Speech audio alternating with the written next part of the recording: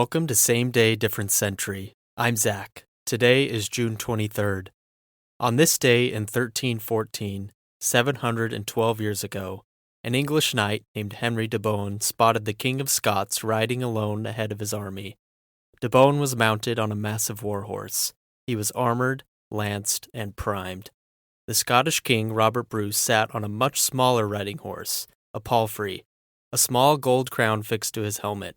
The temptation was too great. De Bohun leveled his lance and charged. What happened next would set the tone for one of the most consequential military engagements in medieval history. But to understand why that moment mattered, why two armies were facing each other in the fields south of Stirling Castle that June morning, you have to go back almost 20 years. Scotland's troubles with England had been building for decades. When the Scottish royal line died out in 1290 with no clear heir, King Edward I of England stepped in as arbiter of succession. That help quickly became conquest. By 1296, Edward had invaded, deposed the Scottish king John Balliol, and asserted direct English control over Scotland. The Scots pushed back. William Wallace raised a rebellion, won a stunning victory at the Battle of Stirling Bridge in 1297, lost to Edward at Falkirk in 1298, and was eventually captured and executed in London in 1305. The resistance, however, did not die with William Wallace. Robert Bruce, Robert I, King of Scots, had a complicated past with both the English crown and the independence movement.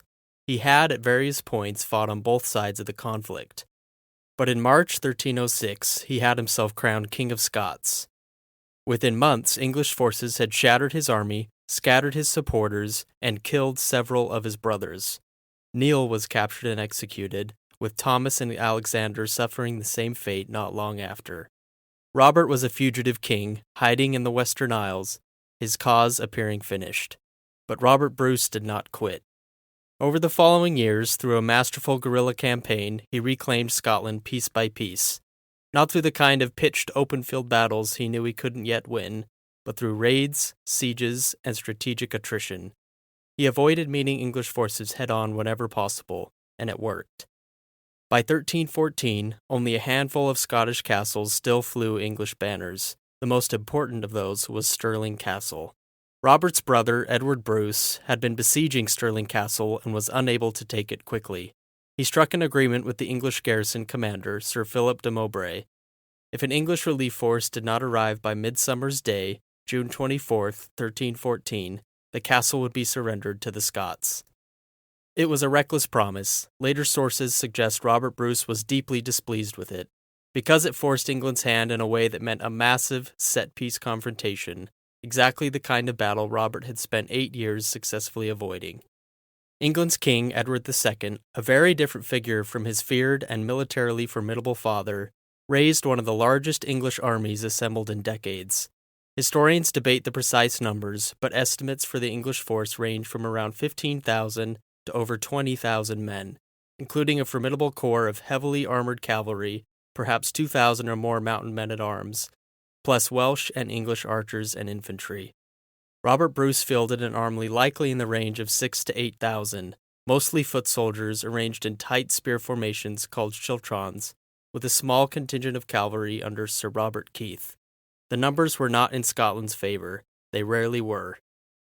The English army marched north and reached the area south of Stirling on the afternoon of June 23rd. And then, two things happened that dramatically altered the situation. The first, Henry de Bohun's charge. According to John Barber's Chronicle of Robert Bruce, written around 1375, roughly 60 years after the battle and our most detailed surviving Scottish narrative account of these events, Bruce dodged the lance, rose in his stirrups, and brought his battle-axe down on de Bohun's head with enough force to split his skull through his helmet and shatter the axe handle. Dead, in full view of both armies, in the opening minutes of the first day. The anecdote that follows, and we should treat Barber as historically informed rather than a verbatim transcript, is that Robert's commanders rushed to him in a fury, aghast that their king had risked everything in a single reckless duel, and Robert's only expressed regret was that he had broken his good axe handle. Whether those exact words were said, the spirit of the moment was almost certainly real. Scotland's king had just killed one of England's knights in single combat before the battle had formally begun. The psychological reverberations for both sides would have been immediate. The second engagement of June 23rd reinforced the message. Sir Robert Clifford led an English cavalry force around the Scottish flank, attempting to slip through to Stirling Castle. Thomas Randolph, Earl of Moray, one of Bruce's most capable commanders, intercepted them with a Scottish schiltron. What followed was a cavalry charge against disciplined, formed spearmen on solid ground, a proposition that historically ended badly for the horses. Randolph's men held.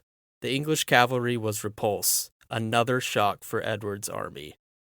That evening, Edward II made the decision to cross the Bannockburn, a small stream running south of the battlefield, and camp for the night on the low-lying karstland between the burn and the River Forth. It seemed like a reasonable move to position for the next day's assault. It would prove to be a critical mistake. Hemmed in by water on multiple sides, on ground that was boggy and constrained, the English heavy cavalry had almost no room to deploy or maneuver. At dawn on June 24th, the Scottish forces moved, not to hold their defensive ground, but to attack. This was a genuinely bold decision. Robert Bruce had built his entire military reputation on avoiding exactly this kind of engagement. His commanders apparently asked him directly whether he meant to commit to open battle. He did. Seeing English cavalry cramped on difficult ground, their formations disordered after a night in the Carse, Bruce gave the order to advance. The Scottish schiltrons moved forward in a coordinated push. The English cavalry tried to charge and collided with packed spear formations on terrain that wouldn't cooperate. English archers, who against an exposed Scottish infantry formation could have been devastating, struggled to position effectively. And when they began to find their range, the Scottish cavalry under Robert Keith swept out and drove them off the field. The English lines compressed, broke, and eventually collapsed. The rout accelerated in a manner that would have become one of the more discussed moments of the battle. A group of Scottish camp followers, servants, minor freemen, and those who had arrived late to join the army, appeared on a nearby ridge behind the Scottish line. The already fracturing English mistook them for fresh Scottish reinforcements. Panic became total. Edward II fled the battlefield. He attempted to take refuge inside Stirling Castle, but de Mowbray, bound by his agreement, turned him away. The castle was already forfeit. Edward rode hard south, eventually putting to sea from Dunbar to escape by ship. Scores of English nobles were left behind, killed or captured. The ransoms extracted from those prisoners would help fund Scotland for years. Stirling Castle surrendered. For the first time since 1304, Scotland's most strategically vital fortress was in Scottish hands. Bannockburn did not formally end the war. That would take another 14 years of grinding conflict, diplomatic maneuvering, and cross-border raiding, finally resolved by the Treaty of Edinburgh-Northampton in 1328, which recognized Scottish sovereignty.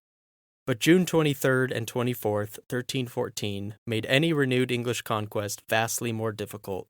Every attempt to retake Scotland after Bannockburn foundered against the reality of what had happened on those 2 days, that even an overwhelming numerical advantage had not been enough. Robert Bruce died in 1329, 1 year after the treaty he had spent his life earning. He had been crowned a king turned fugitive, a man who had watched his family killed and his cause nearly extinguished, and who had survived it all through patience, strategic discipline, and 2 very good days of decision-making at Bannockburn. The man who had the most to show for June 23, 1314, the king who sidestepped a charging warhorse, split a knight's skull open, and then turned to worry about his axe handle, had spent years doing everything possible to avoid exactly this kind of battle. Sometimes the confrontation you've been running from turns out to be the one you were built for. That same day, different century. I'm Zach. We'll be back tomorrow with another date, another story. Thanks for listening.